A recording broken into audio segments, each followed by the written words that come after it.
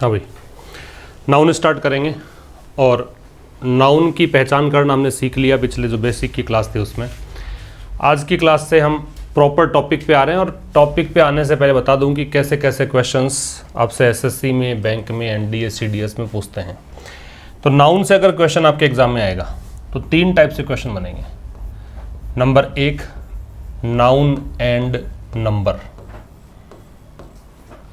जहां मैं नाउन और नंबर की बात करता हूं, इसका सीधा सा मतलब है कि हमें चर्चा करनी है सिंगुलर और प्लूरल की। मतलब इस पूरे टॉपिक में एक वचन बहुवचन के अलावा और कहीं नहीं जाएंगे, ठीक है। एक आपके क्वेश्चन आएगा नाउन एंड केस, जिसे आप हिंदी में कहेंगे संज्ञा और कारक। और अगर केस की बात करें तो यहां हम एक केस पढ़ेंगे, जेनिटिव केस। हालांकि थोड़ा बहुत परिचय दूंगा सभी केसेस का, लेकिन यहाँ जो प्रश्न आपके आते हैं वो जेनिटिव केस से आते हैं। और तीसरा, नाउन एंड जेंडर। क्वेश्चंस ना के बराबर ही आएंगे, लेकिन थोड़ा सा परिचय हम इसका भी देखेंगे। अब जैसे मैंने लिखा है उसी सीक्वेंस में सबसे ज़्यादा क्वेश्चंस आएंगे नाउन और नंबर के, उससे कम क्वेश्चन आएंगे नाउन और केस के, और सबसे कम क्वेश्चन आते हैं नाउन और जेंडर के, ठीक है। ऐसे करके 3 टाइप के क्वेश्चंस बनेंगे आपके। नाउन और नंबर अपन शुरू कर रहे हैं, और इसके अंदर सिंगुलर और प्लूरल की हम बात कर रहे हैं। तो सबसे पहले देखें क्लासिफिकेशन क्या है नाउन का, टाइप्स ऑफ नाउन।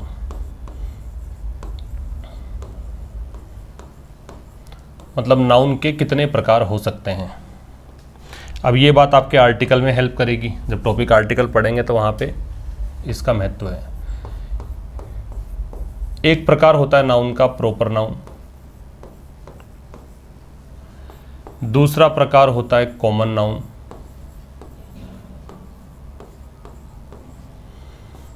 एक प्रकार होता है मटीरियल नाउन, एक टाइप होता है एब्स्ट्रैक्ट नाउन, और एक टाइप होता है कलेक्टिव नाउन।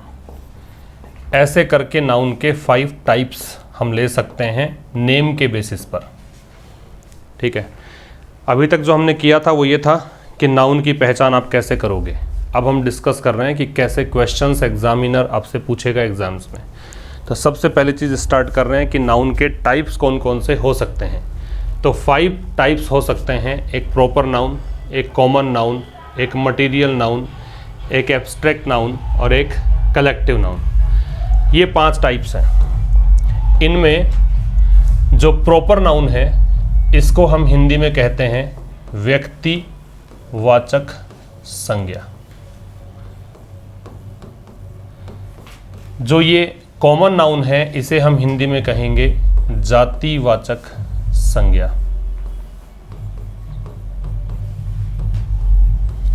मटीरियल नाउन है, इसको हम हिंदी में कहेंगे द्रव्यवाचक संज्ञा।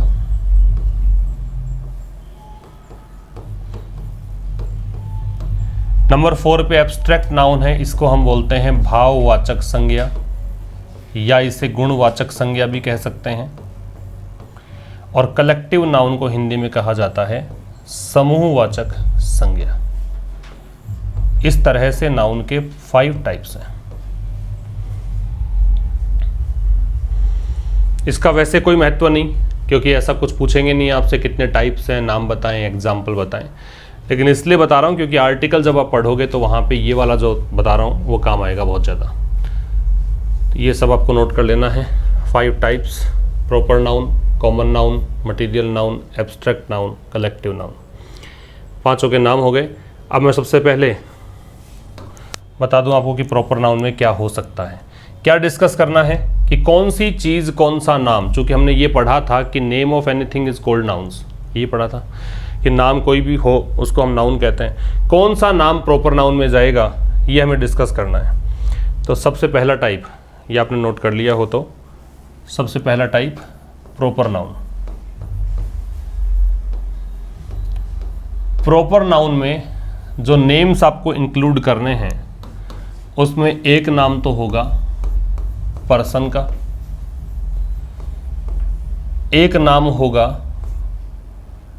प्लेसेस का, और एक नाम होगा यूनिक थिंग्स का। ठीक है। पर्सन, प्लेस और यूनिक थिंग्स के नाम को हम बोलते हैं प्रॉपर नाउन। यूनिक थिंग्स का मतलब है जो सबसे अलग हो, वो नाम किसी और वस्तु पर लागू नहीं होता हो। यूनिक का मतलब यही है। यूनिक एक नॉन ग्रेडेबल एडजेक्टिव है। जब हम एडजेक्टिव पे आएंगे तो बताऊंगा कैटेगरी कि नॉन ग्रेडेबल क्या होता है, ग्रेडेबल क्या होता है।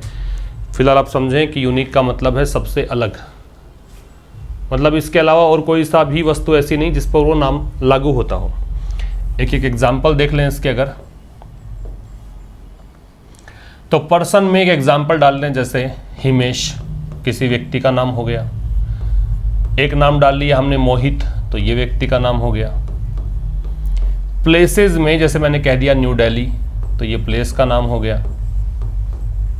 इसी तरह से लिखा जयपुर, तो ये प्लेस का नाम है। यूनिक थिंग्स में जैसे मैंने कह दिया रामायण। अब रामायण धार्मिक पुस्तक का नाम है, स्क्रिप्चर है, धार्मिक ग्रंथ है। अब ये नाम किसी और पुस्तक पर आप अप्लाई नहीं कर सकते, इसलिए ये यूनिक है। रामायण के अलावा मैंने अगर लिख दिया गंगा, जो रिवर का नाम है, और ये किसी और रिवर के लिए गंगा नाम अप्लाई नहीं किया जा सकता, इसलिए यूनिक थिंग्स में आएगा। और यूनिक में आएगा तो ये प्रॉपर नाउन कहलाएगा। तो ये तीन चीज़ें आपको नोट करनी है, पर्सन, प्लेस और यूनिक थिंग्स। कोई व्यक्ति हो सकता है, कोई जगह हो सकती है, और सबसे अलग जो वस्तुएं हैं वो हो सकती हैं, मतलब वो नाम किसी और वस्तु पर लागू नहीं होना चाहिए। और यहाँ बहुत आसान बात तो ये समझ लो कि इसमें जो प्रॉपर शब्द हैं इसका मतलब पता होना चाहिए। प्रॉपर के दो मतलब होते हैं। एक तो होता है प्रॉपर का मतलब उचित या एप्रोप्रिएट, एक तो मतलब होता है प्रॉपर का एप्रोप्रिएट, और एक इसका मतलब होता है पर्टिकुलर। वो हालांकि इसकी पोजीशन पर डिपेंड करता है कि कहाँ आपने इसको लगाया है तो ये पर्टिकुलर कहलाएगा, कहाँ पे लगाया है तो एप्रोप्रिएट कहलाएगा। जब ये किसी नाउन के पहले जुड़ेगा तो ये कहलाता है प्रॉपर। जैसे मैं एग्जाम्पल बता दूँ, और ये चर्चा हम क्यों कर रहे हैं वो भी समझ में आ जाएगा आपको। जैसे मैंने कहा प्रॉपर स्ट्रेटजी, तो चूंकि स्ट्रेटजी से पहले आ रहा है, इसका मतलब है इससे पहले आ रहा है, तो इसका मतलब है उपयुक्त रणनीति, एक एप्रोप्रिएट रणनीति, ठीक है। और अगर मैं इसको लगाता हूं बाद में और लिखता हूं जैसे जयपुर प्रॉपर, तो इसका मतलब उपयुक्त जयपुर नहीं, इसका मतलब है पर्टिकुलरली मैं बात जयपुर की ही कर रहा हूं, जयपुर के अलावा कहीं की बात नहीं कर रहा। ये एग्जैक्टली जयपुर की बात है, ठीक है। तो यहां जो ये प्रॉपर है, ये बाद वाला जो प्रॉपर है वो काम करेगा, ये वाला जो प्रॉपर है इसका मतलब है। तो थोड़ा ध्यान से समझना, इसका मतलब ये हुआ, क्योंकि ये पॉइंट जब समझोगे तो जहां पे एक्सेप्शनल केसेस आएंगे वो आपको नहीं, मतलब कोई प्रॉब्लम नहीं देंगे। यहाँ हिमेश मतलब केवल हिमेश, यहाँ मोहित मतलब मोहित की ही बात कर रहा हूँ, यहाँ न्यू दिल्ली मतलब न्यू दिल्ली की ही बात है, जयपुर मतलब जयपुर की ही बात है, रामायण मतलब रामायण, और गंगा मतलब गंगा। ये बात समझनी ज़रूरी है। कैसे, ये आपको एक एग्जाम्पल समझ में आ जाएगा। देखो,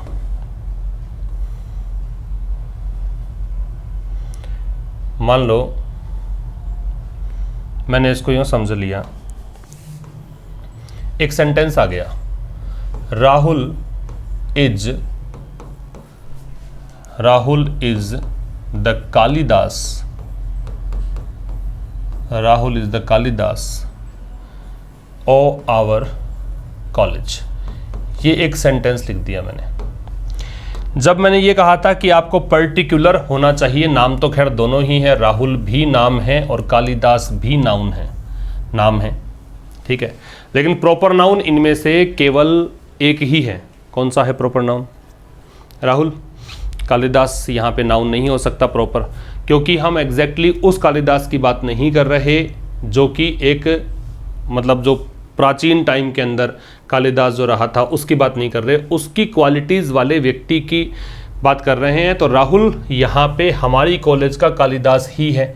तो जो कैरेक्टरिस्टिक्स, जो क्वालिटीज़ कालिदास की थी, वही क्वालिटीज़ हम देखते हैं राहुल में, ठीक है। तो यहाँ पे कालिदास वो व्यक्ति नहीं है, उसकी हम चर्चा नहीं कर रहे, केवल यहाँ पे इसके अंदर ऐसे गुण हैं ये बताने के लिए बात कर रहे हैं। तो इसका मतलब समझना कि अगर आप इसके लिए कहोगे कि नाम देखते ही कि भाई व्यक्ति का नाम है, प्रॉपर नाउन है, तो ये बात गलत है, ये प्रॉपर नाउन नहीं है, ये कॉमन नाउन है। यहाँ पे बात समझ में आ गई? तो ये प्रॉपर का मतलब समझना है, पर्टिकुलर से है, जिसकी बात करें वही होना चाहिए, उसके अलावा कोई नहीं होना चाहिए। ये सब चीज़ें नोट कर लेनी है आपको।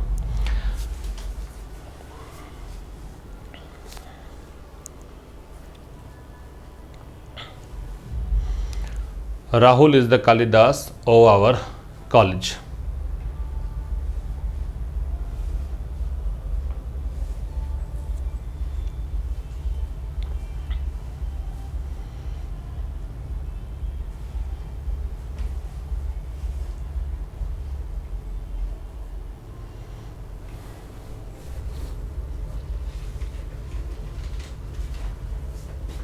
ठीक है, एक छोटी सी बात, हालांकि इस टॉपिक की नहीं है। कॉलेज जो शब्द दे रखा है आपको, इस शब्द में अगर थोड़ा सा स्पेलिंग में चेंज कर दूं और ये लिख दूं, क्या मतलब होता है इसका? वैसे इससे मतलब है नहीं, मैं तो इसलिए बता रहा हूँ कि कंफ्यूजिंग वर्ड्स कभी पूछ लें आपसे, तो कॉलेज शब्द को ये स्पेलिंग कर दें तो क्या होगा इसका मतलब? ये कोलाज है, वो कॉलेज है। कोलाज हम सभी जो फ़ोटोज़ लेते हैं और अलग अलग मोमेंट्स की फ़ोटोज़ को इकट्ठा करके एक जगह पे पेस्ट कर देते हैं, उसको हम बोलते हैं कोलाज। ये कोलाज है, वो कॉलेज है, वो महाविद्यालय है। ये अलग अलग फ़ोटोज़ को एक जगह इकट्ठा करना, जैसे आपने एक इस तरह से अलग अलग फ़ोटोज़ आपने ले रखी है, बहुत सारे इसके अंदर फ़ोटोज़ हैं, ठीक है ना। तो इन फ़ोटोज़ को एक जगह पे इकट्ठा आपने किया तो ये कोलाज कहलाएगा। बाकी वो कॉलेज है, वो महाविद्यालय है। समझ में आ गई बात? तो हमने देखा कि प्रॉपर नाउन के अंदर क्या क्या आएगा। एक व्यक्तियों के नाम आएंगे, एक प्लेसेस के नाम आएंगे और एक यूनिक थिंग्स के नाम आएंगे। और कुल मिला के सबसे इम्पोर्टेंट बात यह है कि प्रॉपर का मतलब समझ में आना चाहिए। अब आपको एक चीज़ और बता दूं कि पहचानना बड़ा आसान है इसमें। प्रॉपर नाउन को पहचानना बहुत ही आसान है। कैसे? प्रॉपर नाउन से मतलब है जो कैपिटल लेटर से स्टार्ट होता हो। तो एक काम की चीज़ यहाँ पे ये है कि प्रॉपर नाउन का स्टार्ट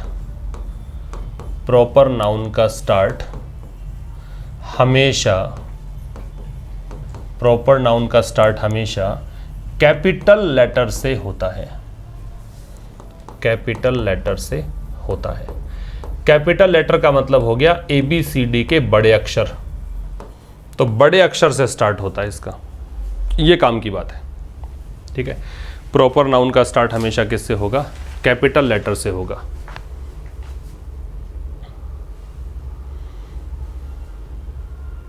बड़े अक्षर से होगा। इसको मैजुस्कल बोलते हैं, छोटे अक्षर को हम बोलते हैं मिन्यूस्कल, ये बोलते हैं मैजुस्कल, MAJUSCULE, MINUSCULE।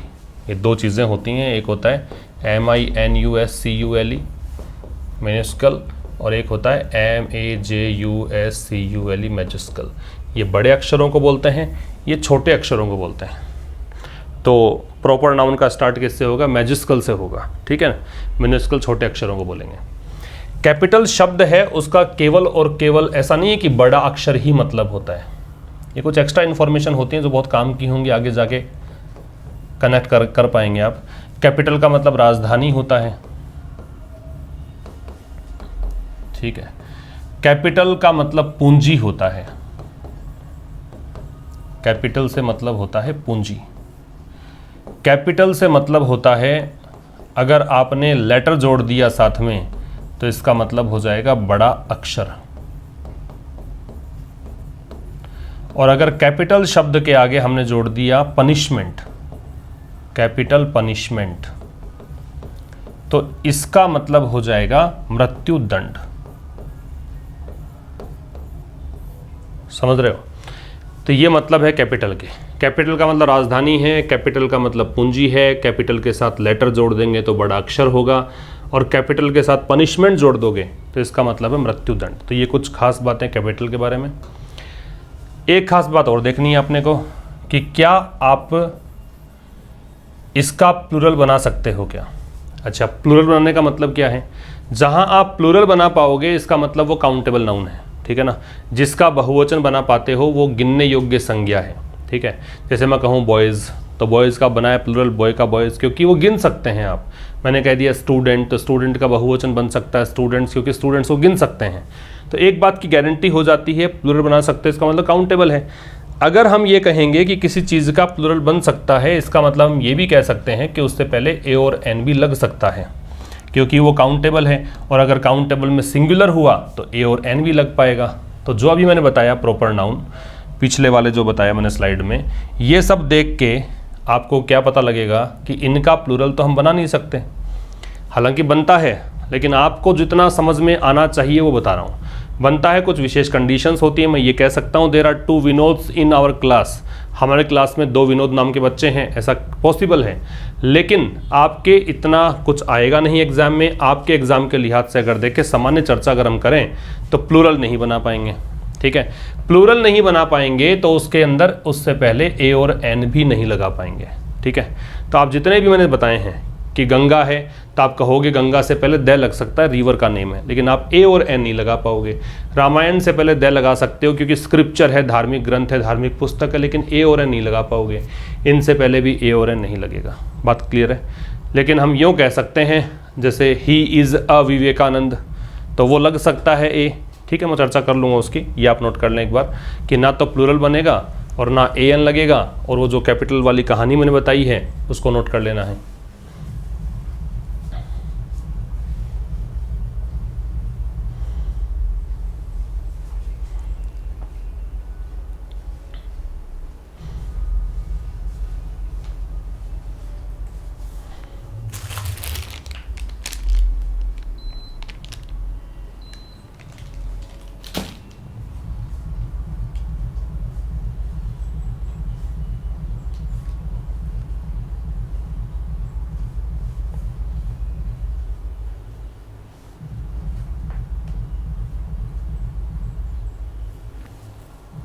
ठीक है भाई, अब मैं आपको क्या समझाना चाह रहा था यहाँ पे, जैसे मैं लिखूँ ही इज़ अ विवेकानंद, ये लिखा हुआ आता है कई बार, लेकिन मैंने आपको एक ही बात बता दी कि ये जो कुछ भी संभव होगा प्लूरलाइज करना या उससे पहले ए एन लगाना, ये प्रॉपर नाउन में तो संभव है नहीं। प्रॉपर नाउन ये है क्या, ये समझ लें आप कि वह एक विवेकानंद है, तो विवेकानंद तो प्रॉपर नाउन है नहीं, क्योंकि हम एग्जैक्टली विवेकानंद की बात ही नहीं कर रहे, हम तो ही की बात कर रहे हैं। कोई व्यक्ति है, उसमें विवेकानंद जैसे गुण हैं, ठीक है, तो वो एक तरह से विवेकानंद जैसा व्यक्ति है, ये कहना चाह रहा है। हो सकता है उसकी स्मृति बहुत अच्छी हो सकता है वो भी योग्य सन्यासी हो सकता है उसके चेहरे पे भी तेज हो। इस प्रकार के जो भी क्वालिटी विवेकानंद में आप देखते हैं, किसी एक क्वालिटी को देखकर आपने कह दिया कि वह भी विवेकानंद की तरह ही है, तो आप उससे पहले ए का प्रयोग कर सकते हैं। तो ये प्रॉपर नाउन नहीं है। तो वेरेवर यू सी एस और ईएस विथ प्रॉपर नाउन्स और ए और एन बिफोर देम, इसका मतलब we are exactly not talking about proper nouns.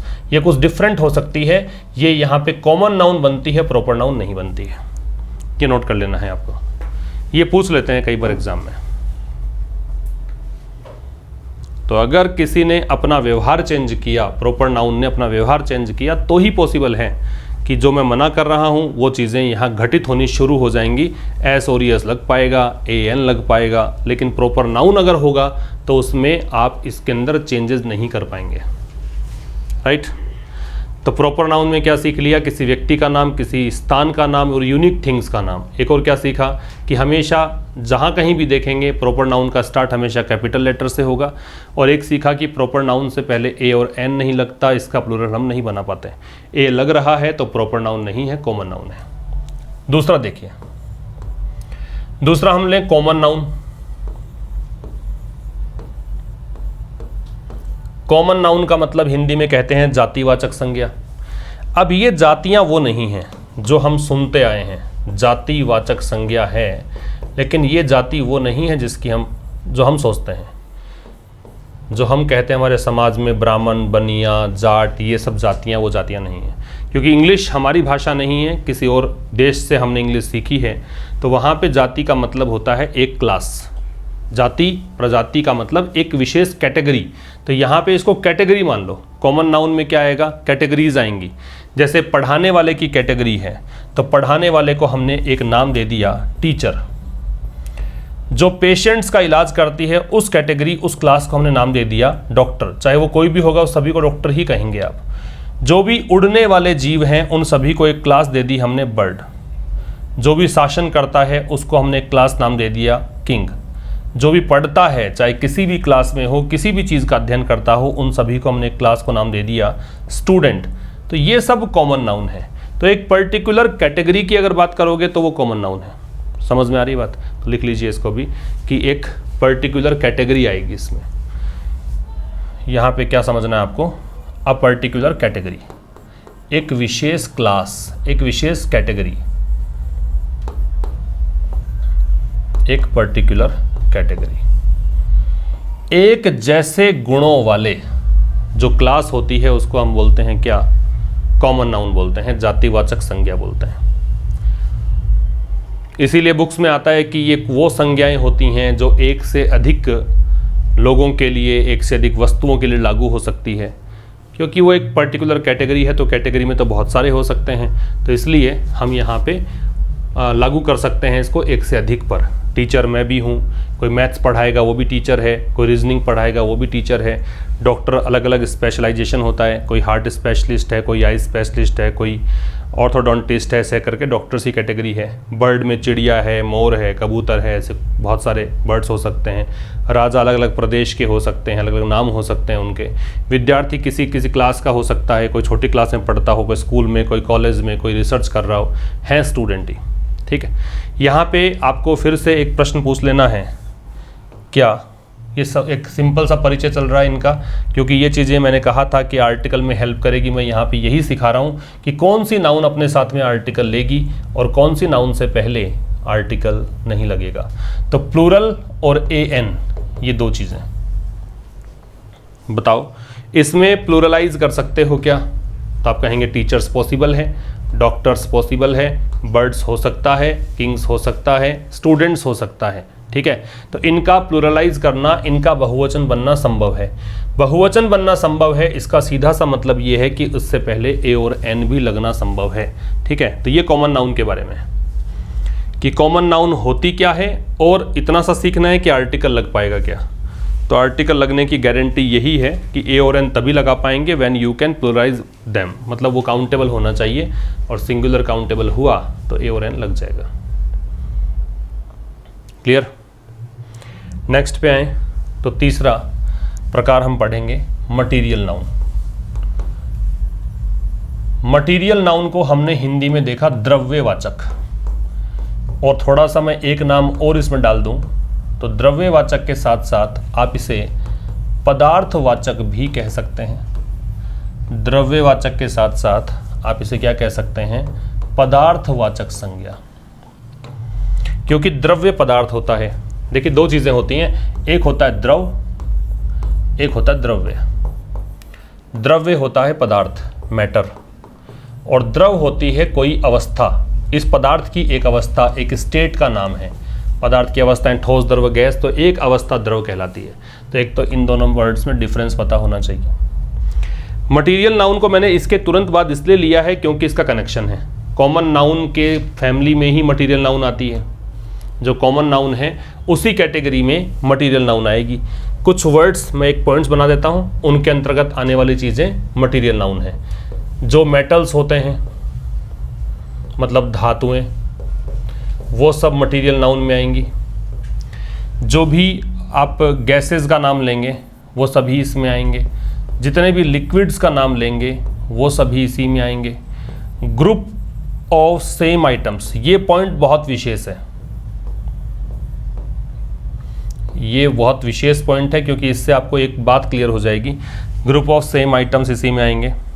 Food material, जो भी खाद्य पदार्थ हैं वो सब इसी में आएंगे। खाद्य पदार्थ, ठीक है। इसके अलावा आप नेचुरल फिनोमिना कोई भी हो, नेचुरल फिनोमिना, और ये बात ध्यान रखिएगा, हालांकि हम ये बात पढ़ लेंगे कि फिनोमिना जो है वो प्लूरल शब्द है। फिनोमिनन जो होता है वो सिंगुलर होता है, फिनोमिना जो होता है वो प्लूरल होता है। तो नेचुरल फिनोमिना, इसको बोलते हैं प्राकृतिक घटनाएं, ये सब इसी में आएंगे।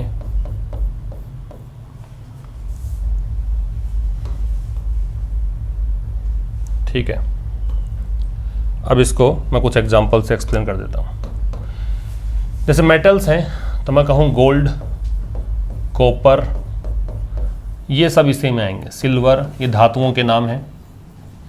गैसेज जैसे हाइड्रोजन लिख दिया, या फिर मैं कहूँ ऑक्सीजन, या मैं कहूँ नाइट्रोजन, तो ये सारी गैसेज मटेरियल नाउन है। लिक्विड्स जैसे टी लिख दिया, कॉफ़ी लिख दिया, वाटर है, ये सब इसी में आएंगे। और कॉफ़ी के साथ साथ कॉफ़ी का एक और नाम हो सकता है जो, कॉफ़ी को हम जो भी कह सकते हैं, तो ये एक विशेष चीज़ है, ये भी नोट कर लेना। कॉफ़ी को हम जो भी कह सकते हैं। If you are asked to give a cup of joe, it means you are asked to give a cup of coffee, ये होता है जो, JOE का मतलब कॉफ़ी है। ग्रुप ऑफ सेम आइटम्स में जैसे मैं कहूँ ज्वेलरी, एक तो इसका प्रोनाउंसिएशन याद रखेंगे ज्वेलरी, और ज्वेलरी होता क्या है, किसी एक आइटम को तो आप नाम दोगे पर्टिकुलर, जैसे आप रिंग कह सकते हो, आप नेकलेस कह सकते हो, आप एंकलेट कह सकते हो, सबको मिला दोगे तो उसको नाम दिया जाएगा ज्वेलरी। और इसी कारण फिर वो मटेरियल नाउन बन जाती है, विशेष तरीके का व्यवहार करती है। व्यवहार क्या होगा हम आगे डिस्कस करेंगे। मैं कह दूं फर्नीचर, आप एक एक आइटम को तो नाम दे सकते हैं, आप कह सकते हैं स्टूल है, चेयर है, टेबल है, लेकिन सबको मिला दो फिर वो फर्नीचर है, ठीक है। ऐसे ही मनी, आप करेंसी काउंट कर सकते हो, 1 रुपये, 2 रुपये, डॉलर्स, येन, है ना, रियाल, लेकिन आप जैसे ही इन सबको एक साथ बात करोगे तो पैसा बोलोगे तो वो मनी इसमें आ जाएगा। फूड मटेरियल में जैसे मैंने कह दिया पिकल, अचार है, या ब्रेड, रोटी है, या फ्रूट है, ये सब इसी में आएंगे। नेचुरल फिनोमिना जो है, जिसमें हम कह दें बारिश, या फिर मैं कहूँ बादलों की गर्जना, ठीक है, ये सब इसी में आएंगे। तो ये कुछ मैंने पॉइंट्स बताए हैं। बाकी मैंने कहा कि पदार्थवाचक संज्ञा है तो पदार्थ की सभी अवस्थाएं, पदार्थ जहां नाम आ गया वहां सॉलिड, लिक्विड और गैस, ये तीनों चीज़ें याद आनी चाहिए, ये सब इसी में आएंगे।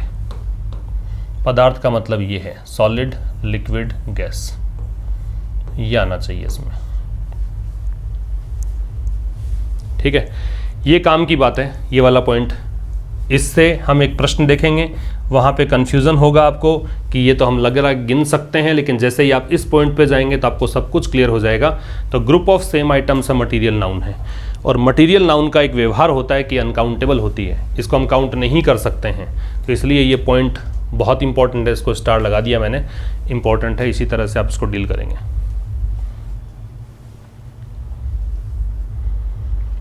ठीक है, नोट कर लीजिए सारी चीज़ों को। वैसे तो मैं इसका PDF डाल दूंगा टेलीग्राम चैनल पर भी, वहाँ से भी आप लेकर फिर आप नोट कर सकते हैं, या चाहो तब नोट कर लो। पिकल का मतलब अचार है, ये लिख लीजिएगा।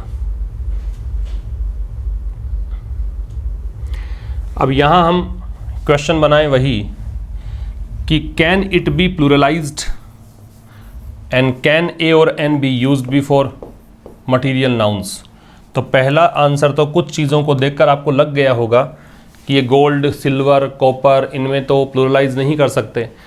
कहीं आपका पढ़ा हुआ हो सकता है कि गोल्ड का गोल्ड्स होगा, हो सकता है, कॉपर का कॉपर्स होता है, आयरन का आयरन्स होता है, लेकिन प्लूरलाइज करने का मतलब है जो आइटम 1 है वो एक से ज़्यादा होना प्लूरलाइज कहलाता है। गोल्ड एक सोना, मैं कहूँ गोल्ड्स तो सोने की संख्या बढ़ जाए, तो ये तो अप्रोप्रिएट नहीं लगता अपने को प्लूरलाइज करना, उसका मीनिंग चेंज हो जाएगा। गोल्ड के अंदर एस जोड़ोगे, गोल्ड्स करोगे तो उसका मतलब ज्वेलरी हो जाएगा, गहने हो जाएंगे।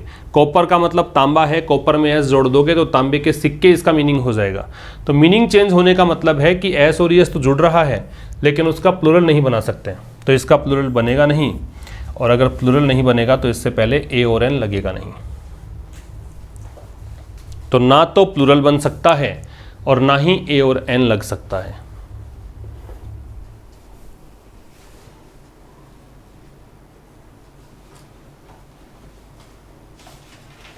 क्लियर है बात? तो ना तो प्लूरल बनेगा इसका, ना ए और एन लगेगा। अब देखिए नंबर 4 पे आएंगे, और नंबर 4 भी मैं लेता हूँ वो कैटेगरी जो जुड़ी हुई है कॉमन नाउन से ही, और वो है कलेक्टिव नाउन। और यहाँ हम आपको एक प्रश्न जो आगे चलकर परेशान करेगा, उस प्रश्न का आंसर हम यहाँ पे देख लेंगे इसको हम बोल रहे हैं समूहवाचक संज्ञा।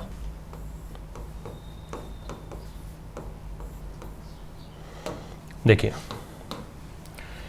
ये तीन नाम याद रखें, कॉमन, मटीरियल और कलेक्टिव। ये तीनों एक ही फैमिली का हिस्सा हैं। तो कहीं कहीं पर किसी किसी बुक में लेखक ने कुछ और तरीके से इसको बता रखा होगा कि नाउन की कैटेगरी तीन ही हैं। एक कैटेगरी कहेगा कि प्रॉपर नाउन है, दूसरी कैटेगरी बोलेगा कॉमन नाउन है, और तीसरा बोलेगा एब्स्ट्रैक्ट। ऐसा क्यों? क्योंकि ये तीनों एक जैसे ही हैं, ये तीनों एक ही फैमिली का हिस्सा हैं। एक फैमिली का हिस्सा कैसे हैं? जो कॉमन है उसके ग्रुप को हम बोलते हैं कलेक्टिव। जो भी कॉमन नाउन्स हैं उसके ग्रुप को, उसके समूह को हम नाम देते हैं क्या? कलेक्टिव। और मटेरियल का मतलब है कि जो कच्चा सामान है, जो रॉ मटेरियल होता है, वो मटेरियल है, उससे बनने वाली चीज़ है, वो जाएगी कॉमन में। जैसे मैं कहूँ, एक एग्जांपल समझना कि तीनों कैसे कोरिलेटेड हैं, आपस में संबंधित कैसे हैं।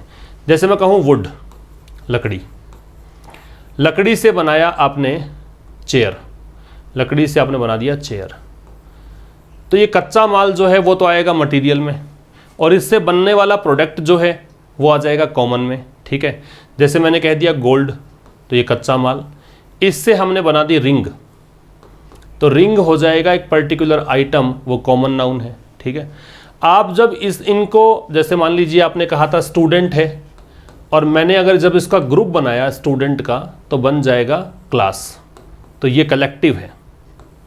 ठीक है, मैं कहूँ प्लेयर, तो वो कॉमन है, प्लेयर्स का ग्रुप टीम है, तो वो कलेक्टिव है। तो ऐसे करके कोरिलेटेड हैं, ये आपस में ही अपने आंसर्स देने में सक्षम हैं। इस कारण से इनको बोलते हैं एक ही फैमिली। एक ही फैमिली है, इसलिए तीन ही नाउन हो सकती हैं, या तो प्रॉपर या कॉमन, और तीसरा होता है एब्स्ट्रैक्ट। तो अभी हम डिस्कस कर रहे हैं कौन सी नाउन? कलेक्टिव, समूहवाचक संज्ञा है।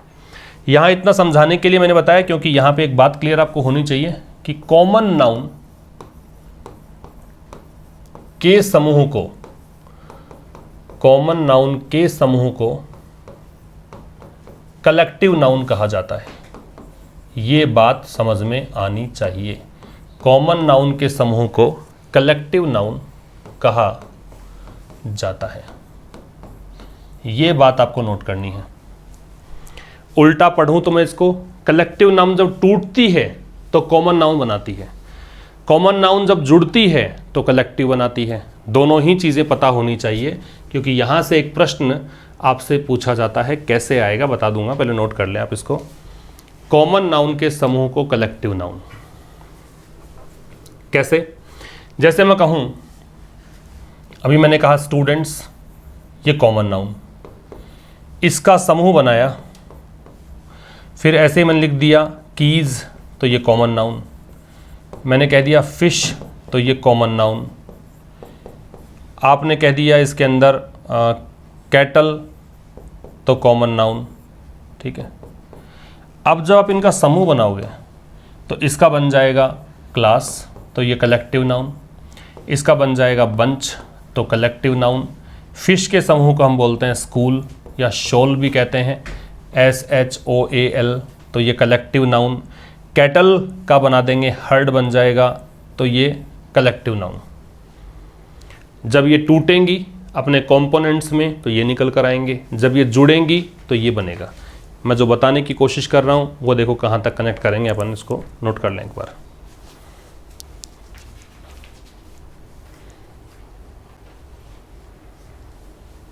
कॉमन नाउन के समूह को बोलते हैं कलेक्टिव नाउन। कलेक्टिव नाउन के टूटने से जो बनता है वो कहलाता है कॉमन नाउन।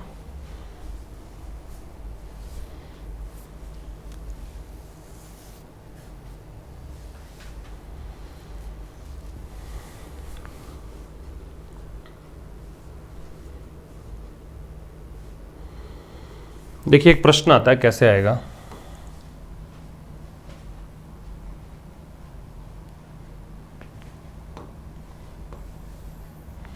जैसे मैं कहूं द जूरी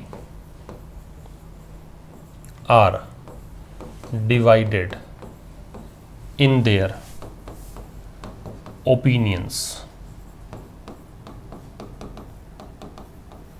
और एक लिखा रहे the jury the jury has given its verdict. तो ऐसे करके 2 सेंटेंस हमने लिखे। एक सेंटेंस में ज्यूरी के साथ में क्रिया प्लूरल है, यहाँ पे क्रिया सिंगुलर है, यहाँ तो प्रोनाउन भी प्लूरल है, यहाँ प्रोनाउन सिंगुलर है। ठीक है, ज्यूरी एक ही शब्द है। आपको देखना क्या है कि पहले तो आपको ये पता होना चाहिए ज्यूरी होता क्या है। तो ज्यूरी का मतलब है ग्रुप ऑफ जजेस। जजेस के समूह को क्या कहते हैं? ज्यूरी। ठीक है, जजेस के समूह को बोलते हैं ज्यूरी।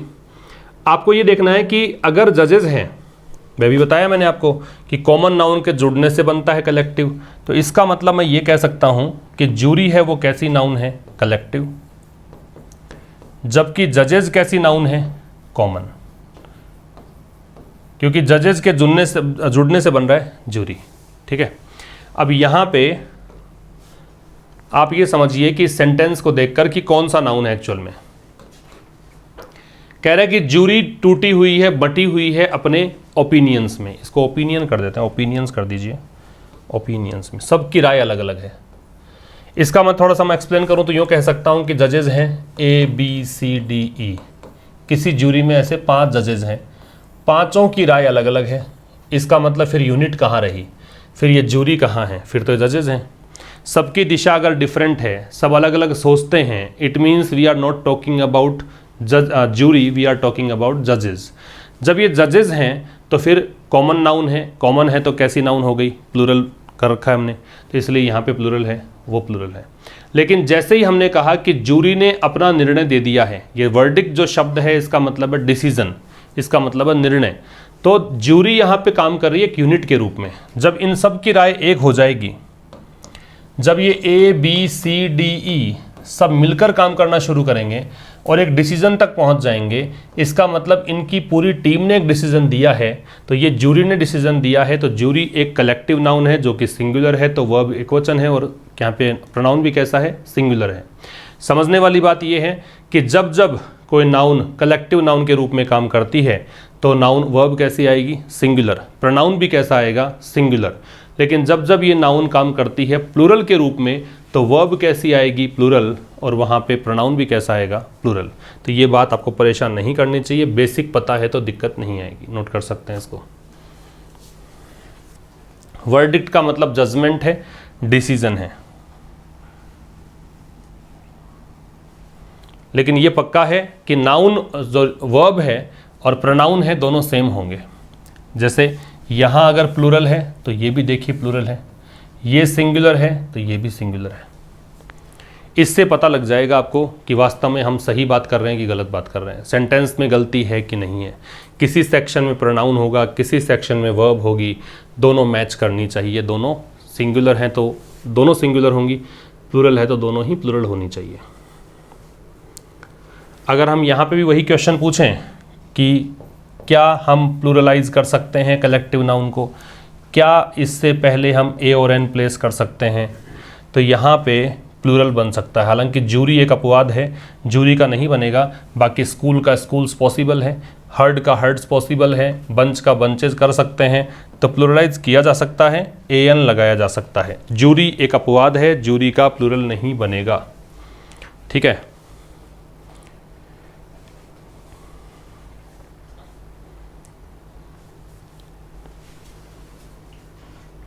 तो कुल मिला के जो हमने आज की क्लास में डिस्कस किया वो 4 प्रकार डिस्कस किए हैं। 5th टाइप जो है वो नेक्स्ट क्लास में डिस्कस करेंगे।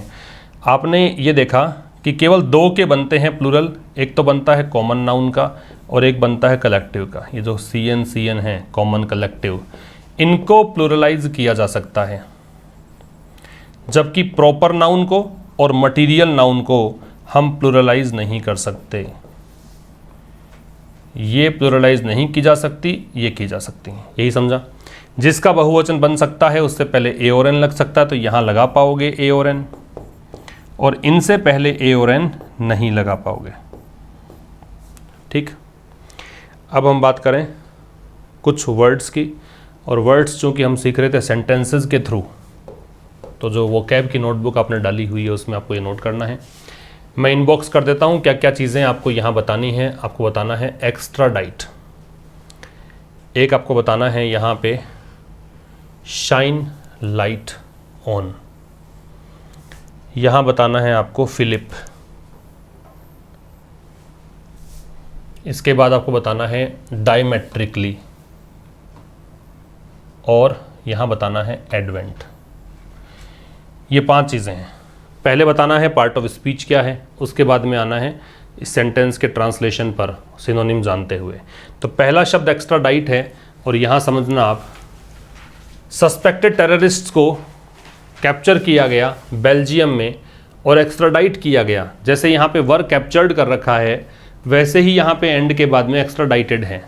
वर एक कॉमन हेल्पिंग वर्ब है, वर के बाद में मैन वर्ब दे रखी है कैप्चर्ड, उसी की तरह यहाँ पे मैन वर्ब दे रखी है एक्स्ट्राडाइटेड। इसका मतलब एक्स्ट्राडाइट का पार्ट ऑफ स्पीच क्या हो गया, मैन वर्ब है। तो पहला शब्द एक्स्ट्राडाइट, एक्स्ट्राडाइट है वर्ब। ये हम सब सेंटेंसेस देखकर ही पहचानेंगे कि क्या पार्ट ऑफ स्पीच है। इसका मतलब होता है एक्सपेल, एक्स्ट्राडाइट का मतलब होता है एक्सपेल, या फिर आप इसे कह सकते हैं रीपैट्रिएट, रीपैट्रिएट, या फिर आप इसे कह सकते हैं हैंडओवर, और हिंदी में इसे नाम देंगे प्रत्यर्पण करना, प्रत्यर्पण करना, या फिर जिस देश का नागरिक है वहीं सौंप देना कह सकते हो, स्वदेश वापसी करवाना कह सकते हो, ये मतलब है। एक्स्ट्राडाइट शब्द है, एक्स्ट्राडाइट एक वर्ब है, बार बार में दोहराएंगे याद रह जाएगा। एक्सपेल, रिपैट्रिएट, हैंडओवर, सौंपने को कहा जाता है। Expel, repatriate, handover. एक्सपेल का मतलब बाहर निकालना है। तो जैसे कोई मान लीजिए कोई दूसरे देश का नागरिक हमारे देश में है, जैसे मैं एग्जांपल दूं, विजय माल्या, ललित मोदी, ये यूके में रह रहे हैं और भारत कह रहा है कि हमें लौटा दो, तो भारत किसकी डिमांड कर रहा है, एक्स्ट्राडिशन की डिमांड कर रहा है। प्रोसेस कहलाएगा एक्स्ट्राडिशन, वर्ब कहलाएगी एक्स्ट्राडाइट। अभी जब पता लग गया है तो इसको ट्रांसलेट करें। सस्पेक्टेड टेररिस्ट का मतलब हो गया वो आतंकी जो संदेहास्पद थे। वर कैप्चर्ड, उनको पकड़ा गया, कैप्चर का पकड़ना, इन बेल्जियम, इस देश में, और उनको एक्स्ट्राडाइट कर दिया गया, सौंप दिया गया, किसको, पाकिस्तान को। ये हो गया इसका ट्रांसलेशन। तो संदेहास्पद आतंकियों को कैप्चर किया गया बेल्जियम में और पाकिस्तान को सौंप दिया गया।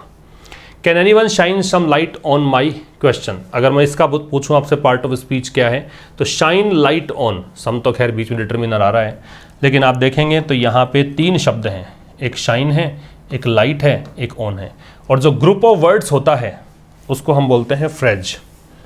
तो ये वाली जो चीज़ है, दूसरा शाइन लाइट ऑन, इसे हम नाम देंगे कि ये फ्रेज है। शाइन लाइट ऑन एक फ्रेज है।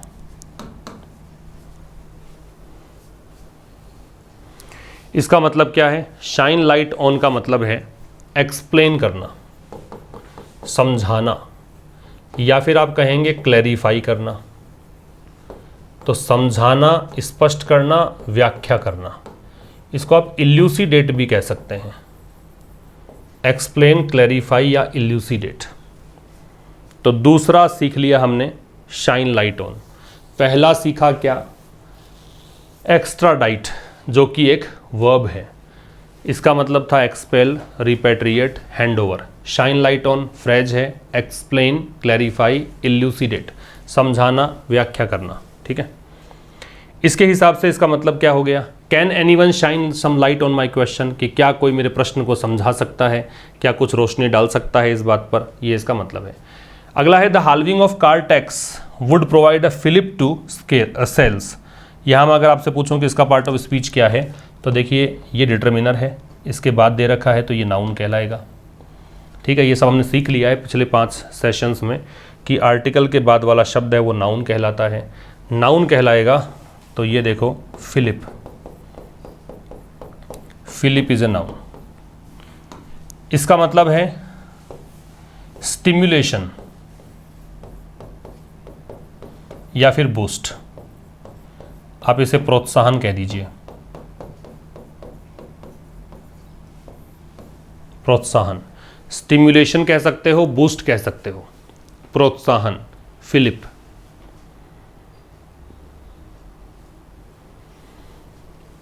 स्टिम्युलेशन या बूस्ट, प्रोत्साहन।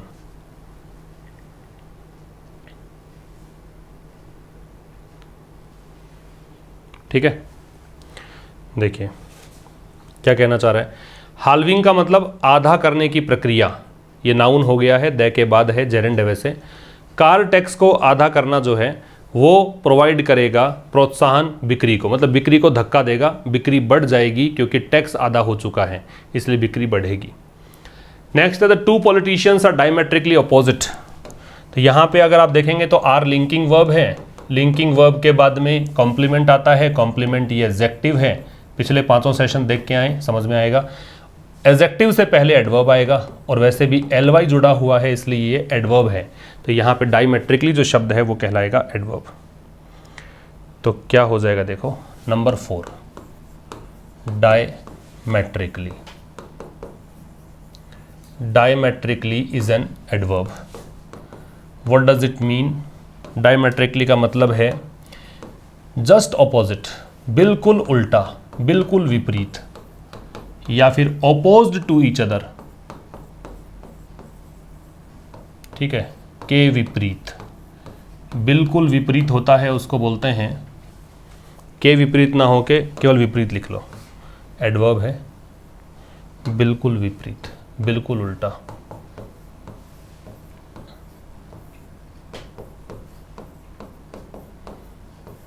ये है डायमेट्रिकली, बिल्कुल विपरीत। डायमेट्रिकली का मतलब विपरीत है, जस्ट ऑपोजिट है या ऑपोजिट है। तो इसके हिसाब से अब सेंटेंस को ट्रांसलेट करेंगे तो क्या मतलब हुआ कि दो पॉलिटिशियंस है, दो राजनेता हैं, वो बिल्कुल ऑपोजिट हैं। ठीक है, वैसे तो ऑपोजिट लिख रखा है लेकिन कंप्लीटली ऑपोज्ड होना, जस्ट ऑपोजिट होना, उसको डायमेट्रिकली कहा जाता है। ठीक है, life was transformed by the advent of steam engine. Advent जो है यहाँ पे नाउन है क्योंकि ये डिटर्मिनर है, इसके बाद नाउन आएगा। एडवेंट का मतलब क्या है देखो,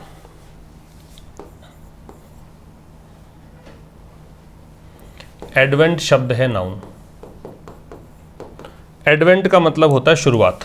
आप इसे ऑनसेट कह सकते हो, आप बिगिनिंग कह सकते हो, स्टार्ट कह सकते हो,